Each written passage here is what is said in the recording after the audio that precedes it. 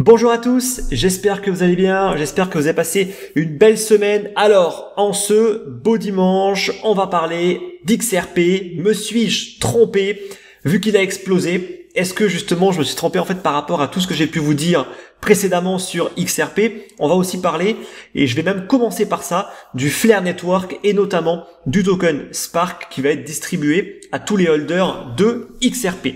Alors, le Flare Network, qu'est-ce que c'est? En fait, c'est une blockchain, comme il en existe plein, sur laquelle on peut développer des dApps, donc comme Ethereum, comme NEAR, comme Avalanche, comme tout un tas en fait d'autres blockchains sur lesquelles on peut développer des dApps. Alors, il faut savoir que Flare Network, c'est un mix entre le consensus de la blockchain d'Avalanche, notamment avec son token le AVAX.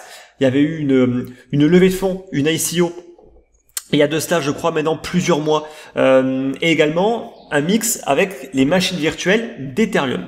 Donc, c'est une blockchain qui aura son token, le Spark token, qui va être principalement utilisé comme collatéral pour le fonctionnement des oracles qui vont appeler FTSO et pour la gouvernance. Alors, à savoir en fait que sur cette blockchain, l'une des premières choses qu'ils vont mettre en place, c'est une tokenisation d'XRP qu'ils vont appeler le FXRP. Donc c'est exactement le même principe que ce qu'on va retrouver par exemple sur Ethereum avec le wrap Bitcoin. C'est une tokenisation, une représentation d'un autre token sur une blockchain différente. Bon, concrètement, je vais pas trop rentrer dans le détail technique. Ça permet d'apporter les dApps et XRP parce que XRP aujourd'hui est complètement oublié de la plupart en fait des blockchains. Il n'y a aucune tokenisation qui existe par exemple sur Ethereum, sur plein d'autres blockchains d'XRP, aucune dApps qui s'en sert, chose qui n'est pas le cas par exemple pour Bitcoin. Donc c'est clairement un moyen aujourd'hui d'apporter les dApps à XRP. Voilà. Maintenant on va plus s'attarder justement sur le Spark parce que c'est lui en fait qui fait beaucoup parler vu qu'il va être distribué sous forme de airdrop. Donc toutes les personnes qui vont avoir des XRP vont pouvoir récupérer des Spark. Alors des Spark, le modèle économique, il est assez similaire en fait à ce qu'on retrouve sur l'XRP. Il y aura 100 milliards de Spark, comme exactement il y a 100 milliards d'XRP, et il y aura, on va dire, un nombre de Spark en circulation extrêmement faible, comme c'est le cas en fait pour XRP. 25% qui vont être directement pour la société, la Flare Network Limited. On va avoir 40% pour la Flare Foundation et 45% aux holders d'XRP. Donc il y a aujourd'hui 45 milliards d'XRP en circulation. Donc il pourra y avoir jusqu'à 45 milliards de Spark qui vont être distribués à toutes ces personnes qui détiennent ces 45 milliards d'XRP. Bien évidemment, tout le monde ne participera pas à l'airdrop, il y a des conditions, donc il n'y aura pas exactement 45%, il y aura sûrement bien moins que ça en fait qui vont être distribués et donc qui seront disponibles sur le marché. Donc premier point que moi je trouve extrêmement néfaste, c'est qu'on refait les mêmes erreurs par rapport au modèle économique. On va avoir un nombre de tokens entre les mains justement de la compagnie Flare Network et de la fondation qui va être gigantesque. Donc il y a déjà un risque énorme en termes d'inflation. Tout comme on a également exactement ce même risque pour XRP. Alors il faut savoir qu'il y aurait une relation 1 pour 1. Donc vous avez un XRP, vous aurez un Spark token pour l'airdrop. Et surtout il faudra les hold pendant 6 mois à partir du 12 décembre. Donc 6 mois ça fait quand même beaucoup. Donc justement est-ce que le jeu en vaut la chandelle? C'est une question qui se pose aujourd'hui. Et on va essayer en fait de mettre en place un raisonnement pour essayer en fait de savoir si c'est vraiment intéressant ou pas de hold ces XRP pour 6 mois. Alors, déjà en fait la première des choses qu'il faut être capable de faire, c'est de savoir à peu près quelle valeur aura la market cap justement du Spark token. Alors pour ça en fait on peut essayer de se baser sur les précédentes blockchains qui ont été plutôt qui sont arrivés en fait cette année, comme par exemple Polkadot, Cosmos, NEAR, Blockstack ou Avalanche justement. Il faudrait regarder un petit peu leur market cap actuel. Alors Polkadot, une des plus valorisées, vaut 4 milliards, Cosmos 1 milliard, et après ça tombe très rapidement, NEAR 200 millions, Blockstack 150 millions et Avalanche 100 millions. Donc la question c'est de savoir où est-ce que pourrait se situer justement le Flare Network avec son Spark token. Alors, si on veut être un tout petit peu objectif, on va pas tout de suite dire que ça va être disponible dans le top 10. À mon avis, ça va plus apparaître en fait dans le top 20, top 30, top 40. Donc, on pourrait grosso modo donner une market cap envisageable. Bien sûr, c'est juste une estimation. On pourrait dire de 200-300 millions de dollars dès lors que les tokens seront distribués et listés sur les plateformes d'échange, ce qui serait déjà une plutôt belle réussite pour le lancement de la blockchain. Alors peut-être que certains vont dire non, ça va être beaucoup plus. Honnêtement, on n'en sait absolument rien. Donc moi je me base uniquement sur les différents projets qui ont pu justement faire des levées de fonds et qui ont pu justement se lancer dans une période un petit peu similaire, notamment en 2020. Alors, si on a en fait une estimation de la market cap, il nous faut aussi une estimation du nombre de Spark qu'il y aura en circulation. Donc il n'y aura pas 45%, parce que 45%, ça fait que tous les XRP aujourd'hui participeraient à l'airdrop, ce qui n'arrivera pas. Donc concrètement, moi j'ai plutôt minimisé, à mon avis ce sera plus que ça, on part sur 25 milliards, d'accord? Donc le maximum c'est 45, bon, allez, on coupe quasiment la poire en deux, 25 milliards, ça me paraît cohérent. Donc 200 millions de market cap pour 25 milliards de Spark token, ce qui nous fait un token qui vaut à peu près 0,008 centimes de dollars, donc même pas un centime au final de dollars. Donc concrètement, ça veut dire quand même pas grand-chose en termes de valorisation, mais ça nous donne quand même une market cap de 200 millions. Alors maintenant, peut-être que ce sera 400 millions, 600 millions, et dans ce cas-là, en fait, on aurait un token qui serait éventuellement à 1, 2, 3 centimes de dollars. Donc ça reste largement envisageable à mon avis. Bien sûr, s'il y a beaucoup plus de Spark en circulation, ça aura également un impact sur la valeur qui va baisser pour le coup et non pas augmenter. Donc je pense que j'ai plutôt minimisé le nombre de Spark qui vont être distribués, mais de nouveau, là, c'est vraiment, il y a tellement en fait de variables qui pourront complètement changer en fait que, bien évidemment, là, le but, c'est juste en fait de vous montrer l'exercice pour que vous puissiez en fait le refaire ensuite de votre côté. Donc, on sait à peu près, grosso modo, d'accord, on sait juste que le Spark va pas valoir $1, quoi, d'accord. Faut quand même être conscient que ça pourra valoir quelques centimes, voire même pas un centime, ça se trouve. Et surtout, ce qu'il faut savoir, c'est si c'est intéressant, en fait, tout simplement par rapport à la valeur de l'XRP. Alors, moi, je vais vraiment être gentil parce que là, je vais prendre l'XRP à 30 centimes. Ça veut dire que la moyenne d'achat des XRP sur les dernières années, c'est à peu près 30 centimes, d'accord? Même si tout le monde n'a pas acheté à ce prix-là, soit plus cher, soit moins cher, 30 centimes, ça me paraît plutôt correct de prendre ce chiffre-là. Donc, si j'ai 10 000 dollars d'XRP, ce qui veut dire que j'ai pour 33 000 XRP, je vais recevoir combien en Spark? 33 000 Spark, vu que c'est 1 pour 1, et par rapport à la valeur que j'ai approximativement calculée, ça me donne une valorisation en dollars de l'ordre de 265 dollars. Donc pour 10 000 dollars en XRP, 265 dollars en Spark, ce qui me fait une performance à peu près de 2 à 3%. Voilà. Donc 2 à 3%, sachant que je suis parti du principe que un XRP vaut 30 centimes. À l'heure actuelle, il y a eu une très très forte progression du prix. On n'est plus à 30 centimes. Plus l'XRP prend de la valeur, et au final, moins ce sera intéressant justement de participer à l'airdrop. Parce que là, on n'est plus à 10 000 dollars pour 33 000 XRP, on est à 15 000 dollars, même bien plus que ça, même quasiment, j'ai envie de dire, 20 000 dollars. Donc ça veut dire que ça va diviser par 2 au final le rendement. On n'est plus à 2-3%, on est à 1-2% à tout casser. Voilà. Donc concrètement, moi, je pense que si vous avez des XRP parce que vous les holdez, très bien, participez au airdrop, honnêtement, vous n'avez rien à perdre, bien évidemment. Maintenant, ceux qui spéculent sur le fait que ce sera intéressant justement d'acheter des XRP pour recevoir ensuite des Spark, je pense que vous n'avez pas fait le bon calcul. Parce que concrètement, peu importe, même si on est à 1 milliard de market cap, concrètement, vous aurez à tout casser combien en termes de performance par rapport à ce que vous avez aujourd'hui en valeur d'XRP. Vous aurez à tout casser peut-être 5%. Vraiment, si on est ultra optimiste, 5-6%, pourquoi pas. Mais vous prenez en fait le risque d'acheter des XRP qui ont plus que doublé en valeur à l'heure actuelle pour gagner quoi? Des miettes, et je dis bien des miettes de Spark. Vraiment des miettes. Donc là, vous prenez un risque qui est colossal.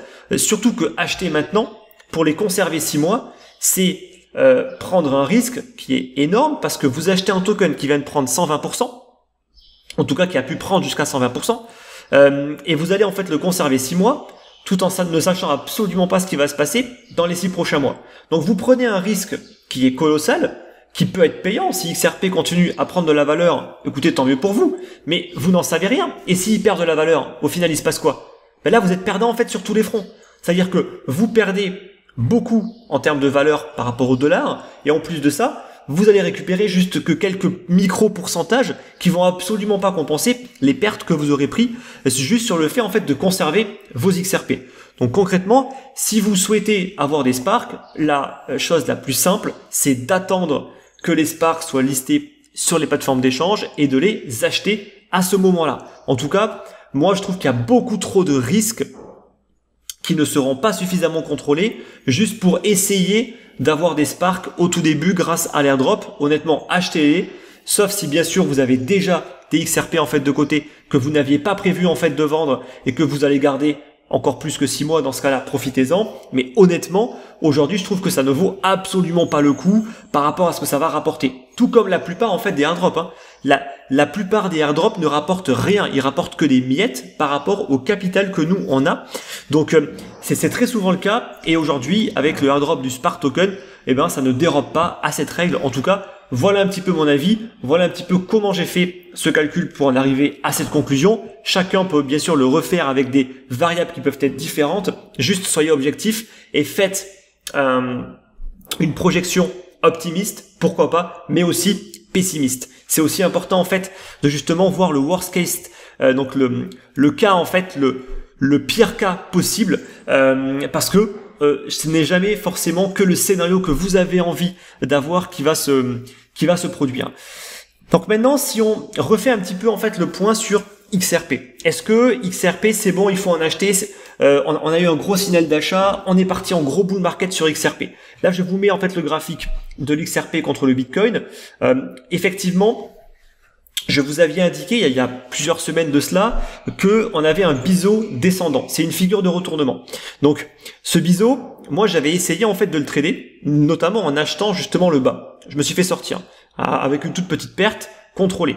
Puis après, j'ai réessayé en fait de justement reprendre une position, non pas sur le rebond sur le bas du biseau, mais le rebond sur le support de très long terme qu'on a et qu'on voit très clairement.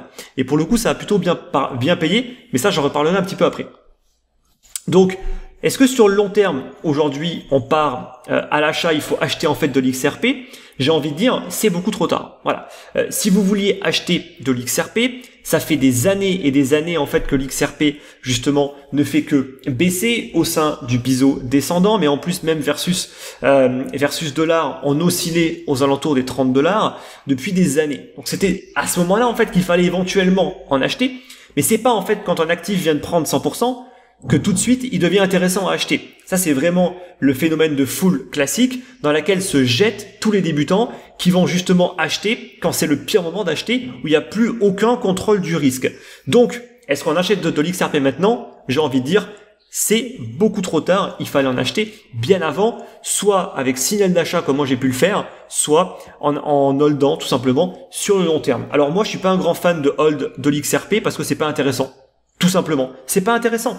Là en fait on voit le graphique que on a systématiquement des phases de hausse qui durent que quelques semaines, et après boum ça rebaisse durant des mois, boum ça remonte, puis ça rebaisse, ça remonte, ça rebaisse, voilà, ça ne fait que ça en fait. Donc quand vous voulez holder sur le long terme, c'est pas ça en fait que vous voulez, c'est par exemple ça. Là je mets en fait l'Ether contre le Bitcoin, donc certes l'Ether a eu des grosses phases de hausse, avec des phases de baisse, beaucoup moins violentes que ce qu'on a eu sur le XRP. Le XRP, c'est du vulgaire pump and dump, tout simplement.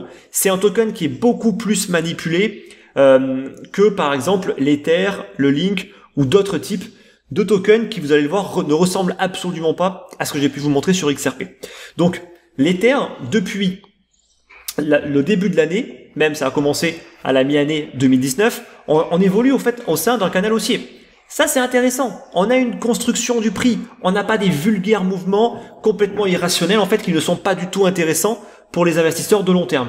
Vous, ce que vous voulez, c'est vous concentrer sur les actifs qui arrivent à construire une tendance, à défendre leur support et à construire une tendance, si possible, à la hausse. Je vais également vous mettre le link. Le link, on le voit depuis 2018. Donc, ça fait quasiment maintenant plus de 2 ans même quasiment plus de 3 ans, parce que on est bientôt en 2021, que le Link évolue au sein d'une tendance qui est plutôt haussière. Là, on le voit. On n'a pas de mouvement complètement irrationnel où on fait des 1000, 10 000% en l'espace de quelques semaines pour après, boum, retomber quasiment au même niveau. On voit qu'il y a une construction du prix, les supports sont défendus, on arrive à monter progressivement, il n'y a pas vraiment de comportement irrationnel. C'est ça qui est intéressant en fait d'avoir dans un portefeuille de long terme et non pas l'XRP, tout comme plein d'autres crypto-monnaies. Attention, XRP n'est pas la seule. Il y en a énormément qui subissent exactement les mêmes types de comportements. Ça, c'est pas intéressant. C'est intéressant en trading parce qu'il y a de la volatilité et justement, il y a de quoi faire en trading. Donc justement,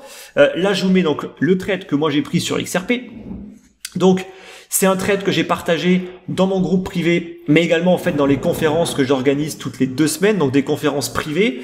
Et justement, tiens, tant que j'y pense, j'ai lancé un nouveau service auquel j'ai communiqué justement un petit peu par email déjà cette semaine. Donc c'est un club pour investisseurs que j'ai appelé Club Invest. Et en gros, dans ce club, vous avez accès à tout un tas en fait de services. De toute façon, vous trouverez tout le détail dans la description et notamment l'accès à mes conférences. Donc soit en replay, soit en direct en fonction des formules que vous choisissez. C'est typiquement ce que je peux en fait partager dans ces conférences. C'est vraiment toutes les prises de position, soit que j'anticipe de prendre, soit que j'ai décidé en fait de prendre. Donc là, sur XRP, j'avais pris une première perte sur le rebond, sur le biseau descendant qui n'a pas du tout marché. C'est pas grave, j'ai pris une micro perte, j'ai retenté. Pourquoi? Parce que sur des UT en fait beaucoup plus faibles en H2, H4, on avait un double bottom qui était en fait extrêmement proche d'une zone de support de long terme. Donc là, de nouveau, j'ai repris une position. Vous le voyez en fait sur les petits traits verts, pas les gros, mais le petit en fait tout en bas. Donc c'est justement là où je suis rentré. Alors au début c'était parti, puis boum, ça a retracé. Au final, je me suis pas fait stopper car le stop était plutôt bien placé, assez large. Et après, boum, le prix est parti. Donc moi, j'ai tout vendu. Là, j'ai aucun complexe à le dire. J'ai tout vendu en 2 temps. Première target sur le haut du biseau, là où justement le prix, il a buté. J'ai vendu 50%. Et après, deuxième target sur la grosse zone en fait de résistance. Donc j'ai vendu quasiment aux 4000 Satoshi. Pas tout à fait, un petit peu moins. Donc très beau trade, pas mal de gains pour le coup. Alors maintenant la question c'est est-ce que j'ai vendu trop tôt? Peut-être, d'accord. Mais concrètement, à la base, j'ai vendu pour 3 raisons. La première, j'aurais jamais cru en fait qu'on allait tout de suite chercher cette fameuse grosse zone de résistance que moi j'avais identifiée au niveau des 4000 Satoshi. Bon, on l'a touché. Donc déjà, j'avais atteint, on va dire, ma target. C'est juste par rapport au timing où je ne pensais pas en fait qu'on irait aussi vite dessus. Le deuxième point, c'est que une forte hausse de plus de 100%, mais sans avoir un contexte fortement haussier en fait au niveau des alts. Les alts sont pas du tout haussières. Honnêtement, il y a que le Bitcoin aujourd'hui qui est vraiment à la hausse. Les altcoins ne sont absolument pas à la hausse. Autant que l'XRP fasse des explosions quand il y a un contexte global où tout explose, pourquoi pas? Là, ça peut vraiment partir super haut, mais dans un contexte où il y a quasiment rien qui explose, sauf XRP, c'est un peu plus compliqué. Car je pense que vous le savez, mais faire du contre-tendance, c'est possible un temps, mais en général, ça va vite s'essouffler en fait. Et le troisième point, c'est que, en fait, le Bitcoin, il était sur une zone de résistance avec une très très forte probabilité d'avoir une baisse. Justement, baisse qu'on a commencé à avoir. Et XRP n'est pas décorrélé en fait du marché, il est extrêmement corrélé. Quand le Bitcoin baisse, les altcoins, dont XRP, sont impactés et vont baisser. Donc pour ces 3 raisons, en fait, j'ai décidé en fait de tout vendre sur justement, de vendre ma dernière partie sur la zone des 4000 Satoshi. À la base, j'avais juste prévu en fait de prendre mes 50%, de remonter mon stop et de laisser courir. Mais au final, ça a beaucoup trop poussé. Et là, c'est plus la raison qui l'a emporté. Donc voilà un petit peu ce qu'on peut faire sur XRP. Il y a de la volatilité, il y a des opportunités, on en profite. Voilà, ça c'est intéressant parce que là, je suis resté exposé sur XRP que quelques jours et j'ai pu prendre un bon ticket au final dessus, alors que malheureusement, beaucoup de personnes passent leur temps à hold et vont jamais être capables de tirer le moindre profit de l'XRP. Donc c'est pour ça que moi, ce type de token là, vraiment, je le préconise avant tout pour spéculer en fait dessus, car c'est ultra spéculatif, c'est ultra manipulé avec des mouvements qui sont extrêmement forts, et de plus se concentrer avec une vision long terme. sur des projets qui nous montrent une dynamique haussière, tout comme j'ai pu vous montrer quelques exemples justement auparavant. Alors, bien sûr, là, je sais, peut-être que certaines personnes justement ne me connaissent pas. On va me dire, oui, mais attends, Alex, c'est facile de mettre des lignes, de dire, voilà, je suis rentré là, je suis sorti là. On pourrait se dire, comme par hasard, je sors quasiment tout en haut sur la mèche. Effectivement, vous avez complètement raison. On vit en fait aujourd'hui dans un monde où malheureusement il y a très très peu de transparence, où il y a peu de personnes qui osent justement partager, on va dire, leur portefeuille, chose que moi j'ai déjà pu faire justement par le passé et je referai sans aucun complexe. Donc je vais quand même vous mettre la screen de Coinstat. Là je vous la mets. Justement, on voit mon premier trade raté, parce que j'ai pas honte, d'accord. Faire du trading, c'est pas être 100% gagnant à chaque fois où j'ai pris une petite perte. Et le deuxième trade, pour le coup, dommage pour moi, j'ai pris une taille de position un petit peu plus faible, mais bon, c'est pas forcément dramatique. Et avec les niveaux de sortie, comme j'ai pu vous le montrer sur le graphique. Voilà, c'est pas le but, c'est pas de me vanter de quoi que ce soit, c'est juste quand même d'être transparent, tout simplement. On partage des trades, on dit que on a fait ça. Ben malheureusement en fait on vit dans un monde où il y a beaucoup de personnes qui parlent et qui à mon sens ne font pas grand chose en fait et qui bullshit énormément. Donc moi pour le coup je suis transparent et j'ai aucun complexe à partager ce que je fais et également à partager les erreurs que j'ai pu faire. On peut se prendre des pertes, la base du trading c'est d'accepter de se prendre des pertes mais de juste couper ses positions et de respecter ses plans de trading. Voilà pour XRP. Donc non, à mon avis je me suis pas trompé. XRP n'est pas intéressant à holder sur le long terme. C'est pas en fait parce que on a un vulgaire pump de 130% que tout de suite XRP devient plus intéressant, absolument pas. C'est pas la première fois en fait qu'il vient de le faire. Si par contre demain XRP nous construit une véritable tendance haussière avec des mouvements moins irrationnels, avec justement des hausses, des baisses qui sont cohérentes, avec des creux de plus en plus hauts et qui arrivent à construire vraiment une belle hausse. Alors là, je vais carrément changer en fait d'avis, mais pour l'instant, XRP, c'est le token malheureusement qui fait partie en fait du top 3 et qui à mon sens a les mouvements le plus irrationnels.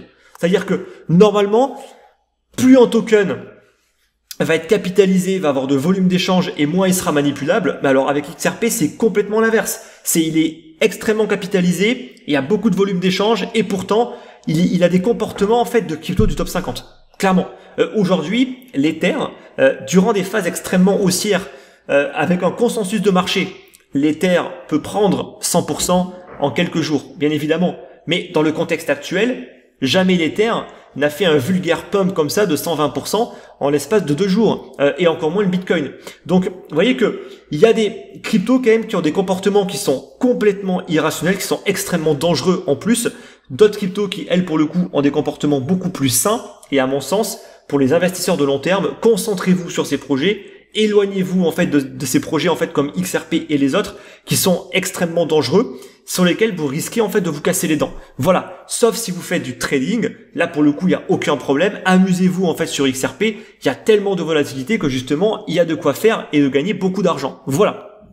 Donc j'espère que c'est clair par rapport à tout ça. Je rappelle également que je continue à envoyer mes lettres d'investissement donc toutes les 2 semaines. Donc vous pouvez vous inscrire, il y a le lien juste dans la description. Et j'ai également, donc comme j'ai pu vous le dire, lancé un nouveau service avec des lettres d'investissement premium, l'accès à un espace de formation, des live class, donc mes conférences bimensuelles, soit en replay, soit en accès en direct. Bref, toutes les infos sont dans la description avec Club Invest. Voilà, je vous dis en tout cas bon dimanche, bon trade, bon investissement également et on se retrouve dès la semaine prochaine pour la prochaine vidéo. Allez, bon dimanche.